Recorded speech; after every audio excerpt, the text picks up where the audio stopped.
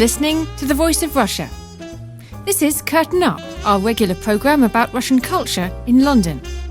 This week, I've invited conductor and pianist Julian Gallant into the studio to talk about the cultural events awaiting us in the capital this autumn. Welcome to the studio, Julian. Now you've been out of the UK for a while and we haven't been in here together for some time. Tell me what you've been up to. Well, I haven't stopped thinking about you for a start. So it's good to see you again and great to be back in Voice of Russia.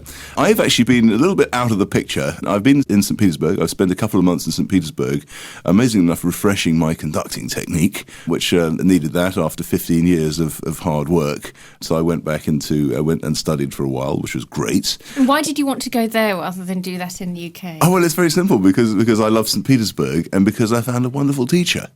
Alexander Alexeyev. He's a wonderful man. He's 75 years old, and he's one of Russia's lesser-known great professional conductors. And he was in Ulyanovsk for 8 years. A wonderful conductor, a master of conducting technique, but very natural technique. So no affectations, no silliness.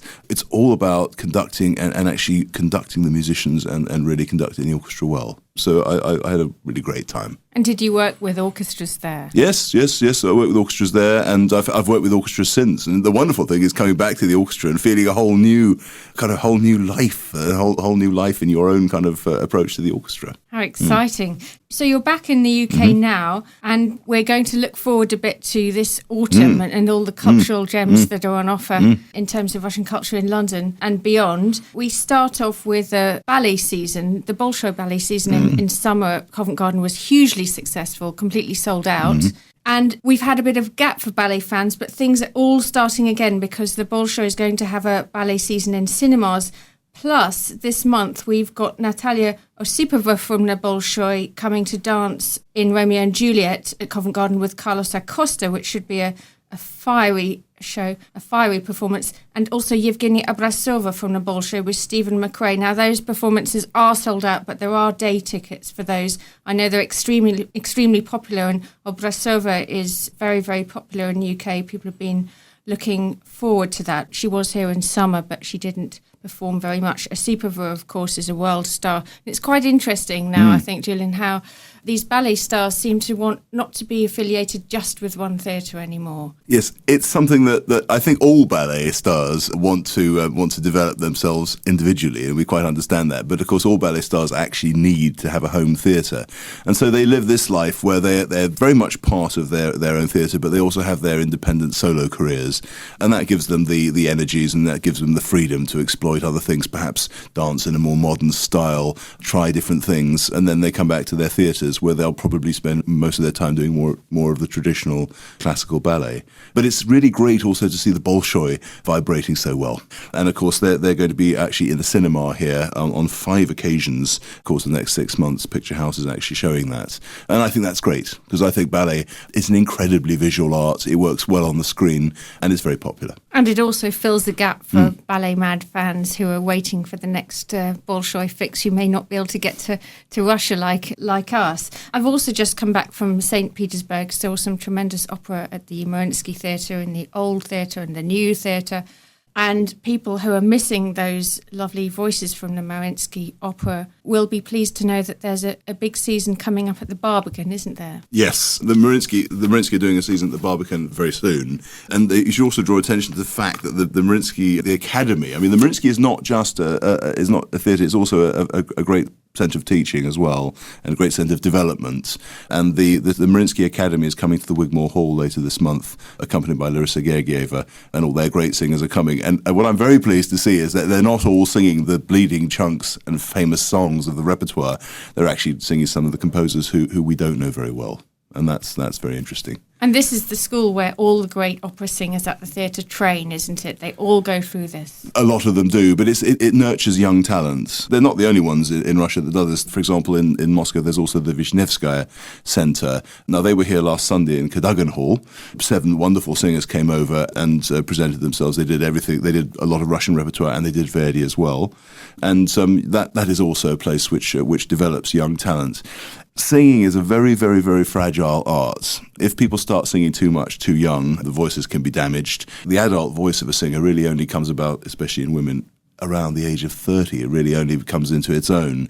So it needs careful nurturing, and that's what they take very seriously, these academies. And I think it's also terribly exciting for us to be able to see the big stars of tomorrow before they are the big stars, and see them as they come up. It's always great to see young people singing. So I'm really looking forward to that mixed programme. So later on, we've got Olga Borodina from the Mariinsky coming to sing at the Barbican. Tell us a bit about what the lovely Olga Borodina is going to sing for us. Olga is, of course, one of the great sopranos of the age, and she really is number one. She's going to be appearing in the Berlioz season in the Barbican, and this is Valery Gergiev's series of 4 great performances of Berlioz's core works, starting with the Symphonie Fantastique, then going on to Harold in Italy with the great viola solo, then the Damnation of Faust, and then Romeo and Juliet. And so this is a very, very important season. It's not by any means the first time that Valery Gergiev has actually conducted Berlioz in the UK. I mean, he's done a lot of it. He's done it in the proms. It's repertoire that he knows very, very well.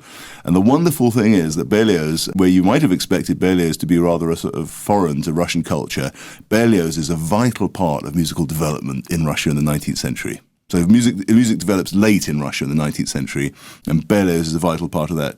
He met Glinka in Paris in the 1840s. He made 2 trips to Russia, one in 1847 and one in 1867, and he died in 1869, so just before his death.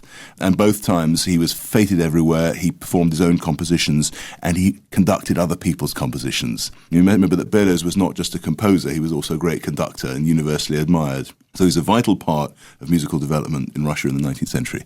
And it's wonderful to see a great Russian conductor conducting a British orchestra in the music of Berlioz, because Berlioz is, of course, very, very important in this country as well. Berlioz came here a few times, actually not terribly successfully once, but the second time he came back was a great success. But he is much loved in this country, and all British orchestras have played lots and lots of Berlioz. And of course, Colin Davis, the great conductor who just died, is perhaps the greatest exponent of Berlioz who's ever been. And it's interesting as well, isn't it, that Gergiev will play here with the LSO, but he'll bring over some star singers from Russia. Quite a heady combination, I think. Well, that's what really, I mean, that is what London musical life is about, isn't it? This great international centre of music, stars coming over, mixing of styles, mixing of concepts. That's what we're all about. Are there any particular concerts during this quite rich season at the Barbican that you're looking forward to in particular, Julian? Well, I'm certainly looking forward to those. I just wanted to mention also the Wigmore Hall should never be left off the radar, because some great things happening there. The Wigmore Hall, of course, has concerts every day. It has an enormous amount of music, chamber music and vocal music flowing through there. But a few things to talk about. Marc-André Hamelin, the great French-Canadian pianist, is coming to play Metna. That'll be an important event. The other important thing is the Jerusalem Quartet is doing a cycle of 3 Shostakovich concerts. And the first concert is with Elizabeth Leonskaya playing the Shostakovich Piano Quintet. Now, the Jerusalem Quartet is based in Israel, but of course it has very much of a Russian base to it. And their playing of Shostakovich quartets is simply not to be missed. I should also mention that the Great Belcher Quartet, which is an English quartet, or British quartet, I should say, is playing Shostakovich Third Quartet on another date. So if you want to really get to know the Shostakovich string quartets, you have every opportunity in October and November this year. How often are these pieces played in the UK? The Shostakovich string quartets? Well, some of them are played a lot. One of them was arranged for string orchestra and is played a great deal. There's a couple of small pieces of Shostakovich and Elegy and Polka which are played a great deal, but the cycle of quartets are not necessarily played very much. And they are the astringent, they are the demanding side of Shostakovich. So not so much the Fifth Symphony and the overtures and some of the grand stuff. I mean, the quartets are Shostakovich at his most intimate and at his most terrified, at his most insecure, if you like, but wonderful, wonderful music. There seems to be ever more interest in this composer in recent years, with Petrenko in Liverpool, Gergiev, the proms, lots of people bringing us a lot of Shostakovich and a huge amount of enthusiasm for him in the UK as well as in Russia. Yeah, his music does not date. His music was written at a certain time, a certain place, reflects everything that was going on around him, but it doesn't date. It sounds just as modern, it just sounds just as alive now as it did when it was written. And we find more and more Shostakovich, and we discover more and more in the composer. So I think he's a composer who I have no doubt that posterity will preserve Shostakovich. So there's a lot more coming up as well. There's Russian Art Week, which centres around the auction houses, sales, and various other related talks.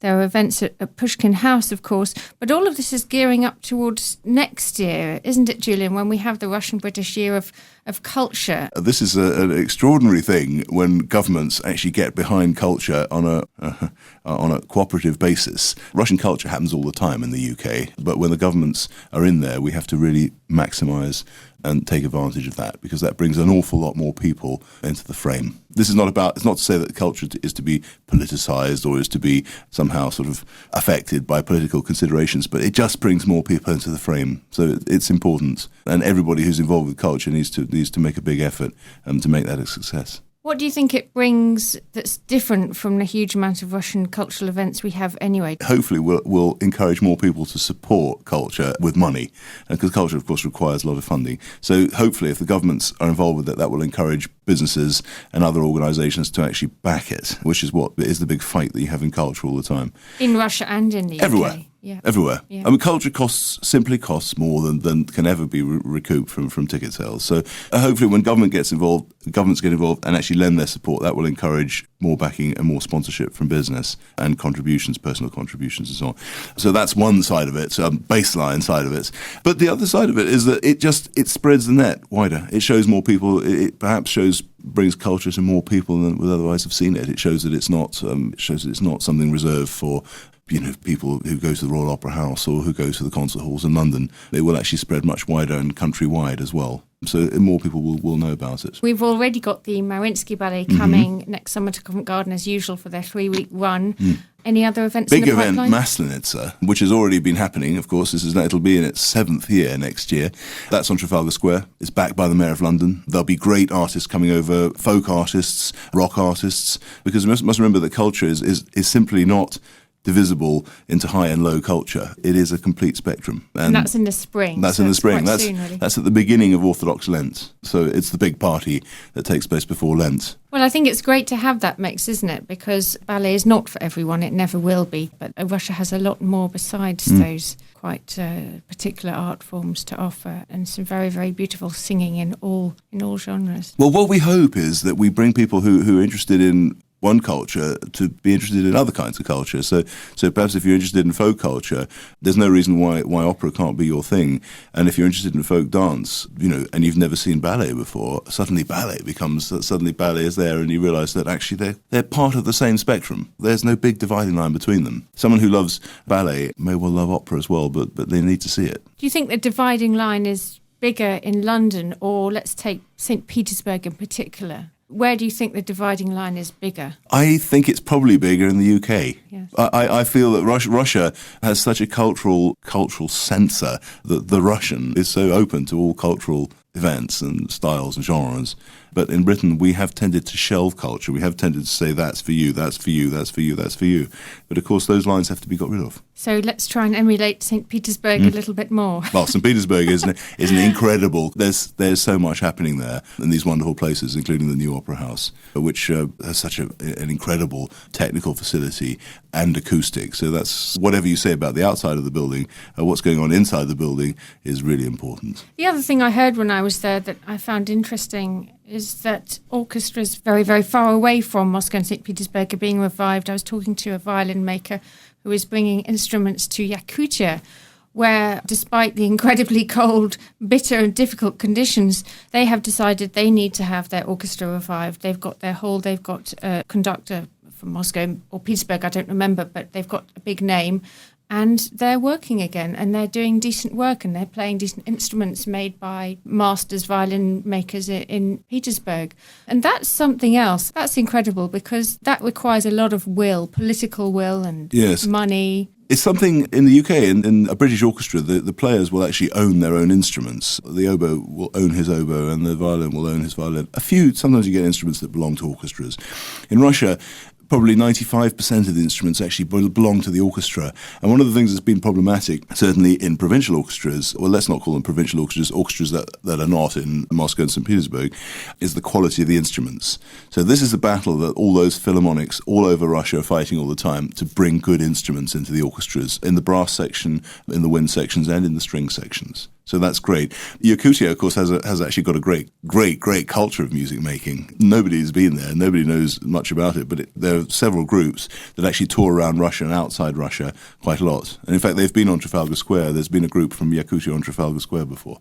So yes, I myself have been around Russia. As you know, I've conducted lots of wonderful philharmonics. The next one I hope to conduct is in Ijevsk, which now tell our listeners where that is. Ijevsk is not far from Moscow. Actually, it's not nearly as far as Yakutia, but it's the birthplace of Tchaikovsky, and it is also the home of the Kalashnikov factory as well. So it has a wide spectrum of life, industrial and cultural life. All life is there, really. But a great symphony orchestra, so I hope to be conducting that in the course of the next year. Do you find that it's, as the years go by and you've spent a lot of time in Russia, as have I, that going to those places outside the capitals becomes more and more interesting? There are people there doing very, very interesting things without much applause. Well, you and I both know that you find the real Russia and Russian people when you go outside the big cities, because then you have to speak Russian. You must learn it. You realize it's not actually as language that's as difficult as it's made out to be. You must learn it. And then you experience a different kind of life. It's perhaps more relaxed, you have more contact with people, and of course there's this incredible landscape everywhere. So some of the richest experiences I've had in Russia have been outside the main capitals. So when are you going to Ijevsk, Julian? Well, I hope to be going early next year. Well, can't wait to hear all about that, but we'll talk to you again well before that. Thank you for coming on the programme. Thank you. Good to see you, Alice. That was me, Alice Lagnado, and my co-host Julian Gallant, taking you through some of the Russian cultural highlights of this autumn in London. This is The Voice of Russia. Stay tuned.